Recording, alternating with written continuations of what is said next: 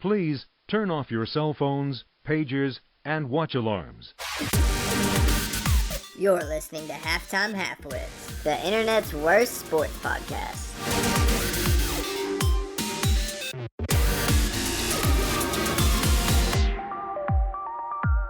What is up, everybody? Welcome to another episode of Halftime Halfwits. I'm your host, Sully. And I'm Weston.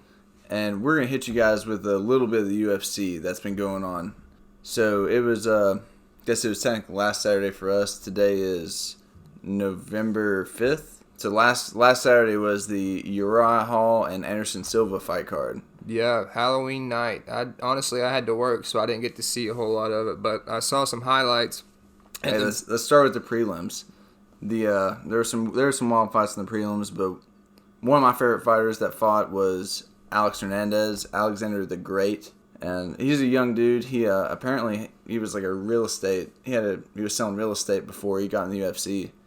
Yeah, he's I would say so. He's been a journeyman so far. He's been in the league the league. I guess you call it the league. He's been in the league for like a couple years so far.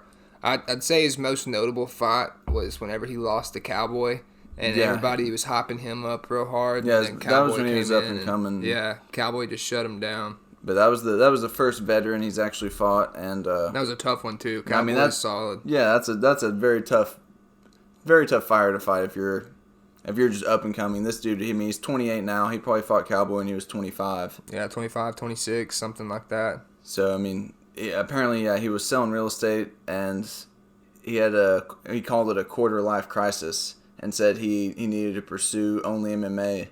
Now he got to where he is now, and he fought. I'm gonna butcher this, but it was Grutets Macher. I'm not sure how you actually pronounce that, but don't know where he's from either. But Alexander Hernandez, he had a nasty ass knockout on him. Ooh, I didn't see that either. That was the first brutal knockout of the prelims, and it was in the first round too. I mean, he absolutely put a clinic on, and that it's good to see him actually come back and get a good win. I don't remember if he won his last fight or not, but it is good to always see people come back from before. But what about Bobby Green? Yeah, Bobby Green. Well, he lost in decision, but I didn't get to see the fight. But Bobby Green, he's been one of the dudes that I've been watching for a little bit.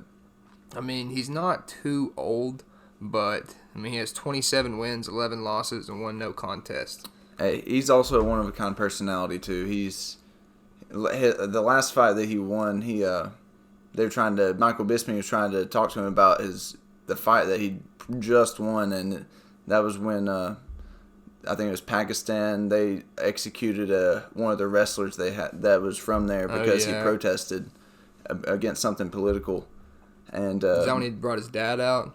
Yeah, and Bobby Green, he didn't talk anything about his fight. He's like, I just saw that the guy from Pakistan, the wrestler, just lost his life. He was hung for protesting. He's like, this is absolutely bullshit. He's like, I'm not talking about myself. He's like, this is more important. This guy just lost his life. So and brought out his dad, who happens to be a different race than him, but it's his stepdad, I believe. But he said that, he's like this. Yeah, he said this man adopted me. He's like, I don't look at him as white and me as black. I look at us as humans. Mm-hmm. How it should be. That's exactly right. Everybody unite. Moving on to the Kevin Holland submission, that was pretty wicked. Over Charles Ontiveros. I did see that. I saw that highlight. Oh, that was brutal. I mean, you got to give it up to Kevin Holland. He's won his last 4 fights that I've watched. He's also the fighter he's fought the most in 2020, and he's won every fight he's had. So you got to give it to him. He's getting back in there in the cage every chance he gets. But 20-5. I mean, he's give him an actual opponent next, I'd say. Mm-hmm. Hey, that's what Israel Adesanya was sitting in the crowd after. Oh yeah, Kevin Holland did call out Adesanya. Yeah. So apparently Israel Adesanya and Kevin Holland had beef, and something happened in Kevin Holland's first UFC fight that Izzy was fighting in on the card, and apparently Izzy said something to him, and Kevin Holland never let it go. So as soon as he won that fight, he saw Izzy sitting in the crowd. He called him out. Yeah, Izzy said something about how they saw each other in the hotel lobby and how he wasn't saying anything then, though. But then he had that knockout, and he was talking shit after the knockout. But, I mean, if you got all that adrenaline rushing through you and you see the guy who's the champion of your division, and you're like, motherfucker, I've just won 5 straight, and I just put this guy to sleep. Like, I want you next. Izzy was just like, dude, you're crazy. You do not want this. But I think Izzy's crazy for going, I mean, I think he sits at like 190 regularly, 200 regularly, and he's going to go up to 205 and 5. Blachowicz next. Yeah, that'll. For the belt. I cannot wait to see that. I mean, I want to see him do it. If he does this and actually accomplishes it, that puts him above John Jones in my book. Because like he said, I'm going to do something that John Jones hasn't done in the past 10 years of his fighting career. I'm going to go up. I'm going to take middleweight. I'm going to take the weight class above me. He's going after John Jones. You know, John Jones went to heavyweight, and he's like, I'm going to follow you to heavyweight. As soon as I knock out Blachowicz, I'm going to come for you. It'll be interesting to see Blachowicz and Izzy just because Blachowicz's size and power, and then Izzy's length. Power. It'll be a good fight. It'll end terribly for definitely one of them. Yeah, I could see Izzy catching that hand and falling asleep, and I could also see Blachowicz just getting so outmatched, like it's outboxed, outperformed in general. Getting tagged. Slow, yeah. Getting tagged at the distance. Another fight that was on that card was Greg Hardy and Maurice Green. My man's Greg Hardy used to play for the Panthers. Yep, I know you're a Greg Hardy fan. Yeah, I mean, I'm a fan just solely because he played for the Panthers. He did I don't know what he did. I think it he was hit drugs. Was it that? It was either that or he hit his wife or... I think possibly both. Probably both. But I mean, I'm not sure. He's definitely been in some trouble. Don't support that, but I do support him, you know, finding the will to come back and compete again. Yeah. I mean, compete in anything. Yeah. In fact, he's even competing in different sports respectable. But yeah, he's I see a different attitude, and I watched this fight, his very first UFC fight in the Contender Series. I watched that Greg Hardy, and I watched this one this past Saturday, and it's two different people. Yeah. Like he's respecting the art of mixed martial arts. Like he didn't seem like he was just in there to take someone's head off. He respected Green after he knocked him out. Yeah, Greg Hardy. The one thing that sticks out to me is his endurance, and then when I just don't think he knows the rules completely yet. Like that's one thing he's grasped the rules this past fight at least. Yeah, and his grappling, his ground game was superb. Like I was watching him shift from side to side. I mean, it was really impressive at the size he is. I just remember him fighting that one guy and him like being on his knees trying to get up defenseless, and Greg Hardy just took that knee and just slammed it in his head, and the ref was like, that's illegal. You can't do that. Exactly. And that guy couldn't even fight again after that. No, he was like, I mean, it literally knocked him out. He was like, okay. Greg Hardy was celebrating like he was winning. That ref was like, nah, dude, that was so illegal. You definitely did not win that fight. Yeah, he's learned a lot more, but... He's 7-2 right now. I say give him an actual opponent.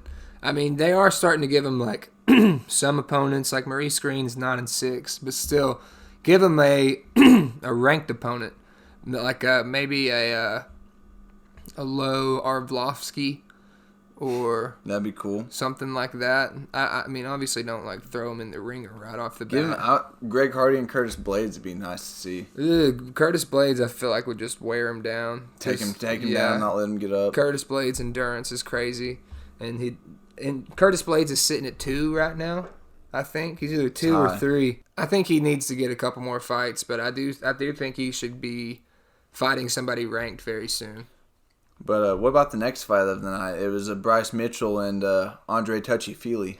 Andre Touchy-Feely. Well, they finally gave Bryce Mitchell his fucking camo shorts. He got because he's from Arkansas.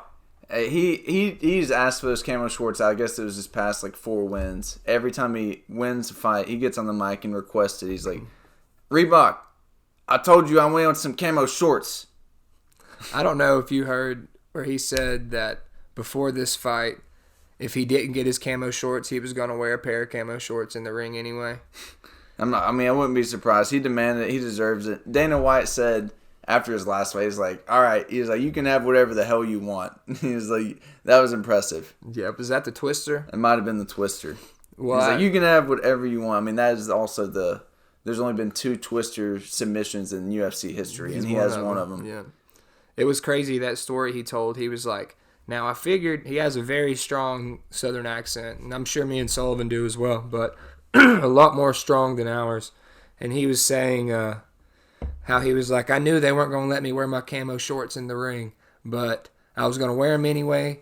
I was going to walk out with my pants on, have him, put the Vaseline on me with the pants on and everything. And then he said he was going to take his pants off. He was going to be in a different pair of camo shorts. He was going to run in the ring. And he said all the red suits, the security people, he said all the red suits were going to be running after him. And he said he thought he could take a couple of them on his own. And he figured his corner would back him. So they would take out a couple on his own. He was like, I'm glad they let me get my camo shorts because it probably would have been a brawl if not. That's saying he said he's about to sacrifice everything for those camo shorts, which he said it represents him. Hopefully, I mean, there's some. It represents Arkansas for sure. Definitely, but hopefully they get some other crazy looking shorts in there. Hopefully, fighters can just request to see what their shorts, whatever they want them to look like after this. Because that's a stepping stone. This is the first time that the UFC has actually granted somebody the shorts they wanted that were produced by Reebok since they signed with Reebok. I liked back in the older days of UFC when fighters were sponsored individually and they would wear those sponsors on their shorts. Like Monster. I mean, obviously Monster still sponsors a lot of the UFC, but like, you'd see a GoDaddy.com or on somebody's ass, Yeah, Nike sponsored John Jones. Yeah, they came out with those shoes for a while, the Bones.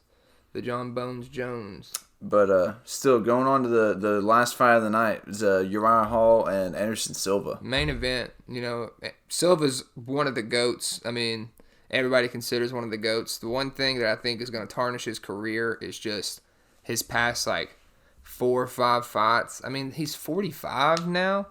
His past 3 have been the most ugly, where he's going in as an underdog, and everyone knows he's going to lose, and he loses. Yeah. And he gets his ass kicked. But he's still the main event just because of his past. Yeah, because of who he is. I mean, he's a Hall of Famer, and that doesn't even do him justice. He is top 1, 2, 3 UFC MMA fighters of all time. Oh, yeah. I mean, he defended his title, what was it, 12 consecutive times? 11 or 12, something like 12 that. 12 times. Yeah, so, I mean, that's very hard to do. And people right now are saying Khabib's the GOAT, and he's only defended his 4. But he was undefeated, in everything. At the same time, yeah. In UFC and his professional career before that. He's lost before in wrestling, but that wasn't mixed martial arts. The damn bear that he was wrestling, he probably lost to that. Maybe, but no, he has lost in actual matches before that weren't in the UFC, but at the same time, look at Anderson Silva. Look at everything he's done. He's paved the career for most UFC fighters. Adesanya literally models himself after Anderson Silva. And that's somebody that was hard for him to fight. He didn't look at it like that because you can't, but at the same time, that's one of your heroes. That's somebody you look after.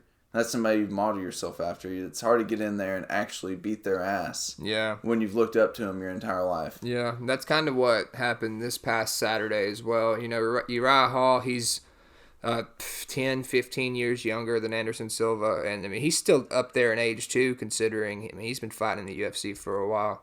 But he ended up TKOing him in the 4th round. And, I mean, he showed major respect after that. He got on the ground. He said he was so sorry for having to do that. They both bowed to each other. Yeah. And they were talking, and the camera tried to get close, and they saw that the camera was trying to listen, so they whispered to each other what they were trying to say to keep it, between them. But Uriah Hall actually was shedding tears because he just fought one of his heroes. Yeah. And he beat his ass. And, I mean, That's nothing you want to do. It's not an easy thing to do. No, he was saying how much he loved him after the fight. Yeah, and they both had so much respect. Anderson Silva told him to keep going, keep doing his thing, keep training. He said you'll have a belt one day.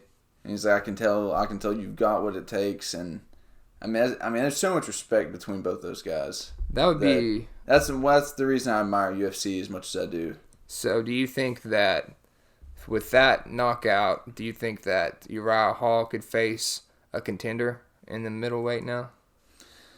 I would like to see. What would be cool? I was thinking I would like to see a Kevin Holland and Ooh, a that'd be Uriah cool. Hall fight. That would be They really both cool. just fought on the exact same card, and they both had impressive finishes. So, Yeah. and they're not ranked far apart.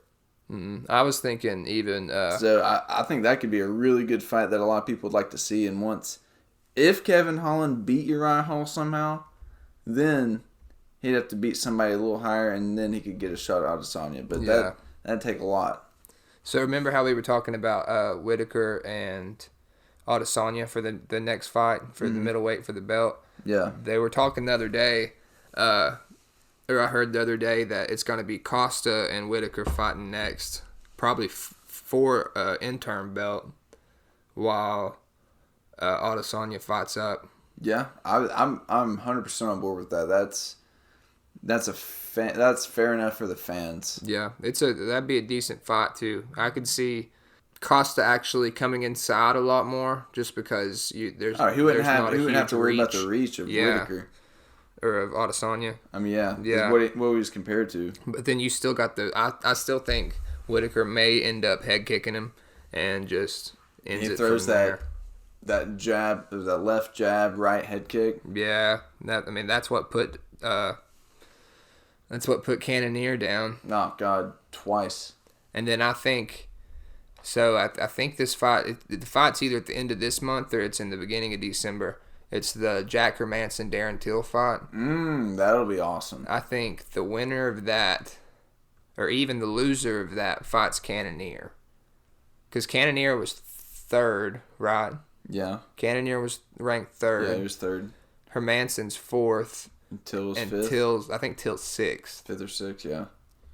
So I would like that fight. I would like to see Darren Till and Cannonier. That'd be awesome. That would be a good fight, especially because they're both from different weight classes originally. Hey, but what about next week? So on, I guess it's November 7th. This upcoming Saturday, yeah. Yep. It's Thiago Santos and Glover Teixeira in the main event. Man, Glover Teixeira's old as shit, but he keeps fucking fighting. And he hasn't lost. That's the thing. He has He's no good. reason to quit. No. He's won. He's doing very well. He's 31-7. Yeah. I'm not 100% sure of his previous fight record, but I mean the tail of the tape is very evenly matched. The only difference at all is their age. Teixeira is 41, Santos is 36. They're the same height at 6'2", same weight at 205, exact same reach at 76. I think Teixeira's going to try. Thiago likes to throw hands, and Teixeira likes to take him to the ground and just try to choke. Exactly. So it just depends whichever way it goes for both of them. I mean, Thiago's going to hopefully keep it on the feet. Yeah. Thiago, he's got a hammer tattooed on his chest, like Thor's hammer. Yeah. I mean, any man with that, you don't want to throw hands with him. Yeah, he's gonna. That's what I think he's gonna do. And I don't think Teixeira's fought anybody really recently that's gonna pose that big of a threat either. I mean, Teixeira's got a pretty tough chin too. Yeah, I'm just saying his age might play a little factor in this fight.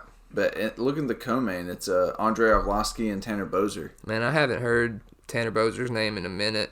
Dude, I like Tanner Boser. Yeah. He's a Canadian. I mean, he's someone who you can tell he just does not care. Like that guy can throw some hands. Yeah, you can tell Arlovski does not give a shit as well, just because of his crooked ass nose. I think, dude, Andre, dude, he's got a pretty soft chin. He's been knocked out, I think, like maybe twice out of his past 3 fights. I mean, it's been ugly. Yeah. He hadn't fought in a long time either. I could see Boser winning in a KO. I could see Boser destroying him in round 2. There's another name on here that I haven't seen in forever. Ian Heinisch. Hey, there's 14-3. Something about those guys with the cleft lip. They just makes them absolutely the toughest guys on earth. Yeah, damn. Chimaev with his rat lip. Yep. They finally got a fight for him. Leon Edwards, December 19th, I think.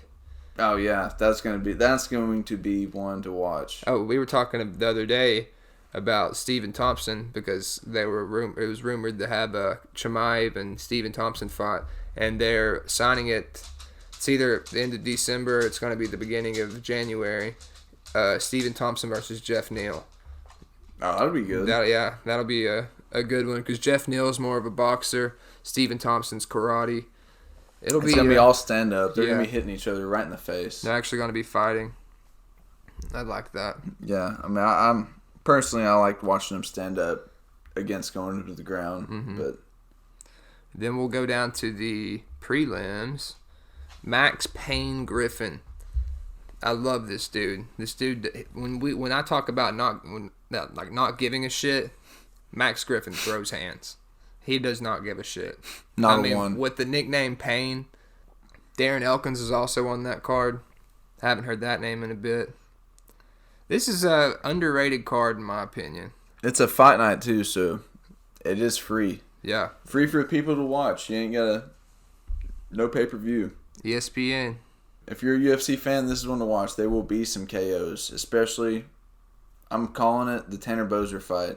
Andre Arlovski. There will be a KO in that one. I could see that one. Dude, Tanner Boser's last fight, he knocked the dude out. He knocked him out with one punch, and the dude was still standing up while he was out, and he hit him with 3 more. And the dude fell down, and then he hit him with a hammer fist. The dude got knocked out, didn't wake up for 5 to 10 minutes. He was out for a little bit. Nighty-night. I mean, he was sleepy. So that's one to watch, people.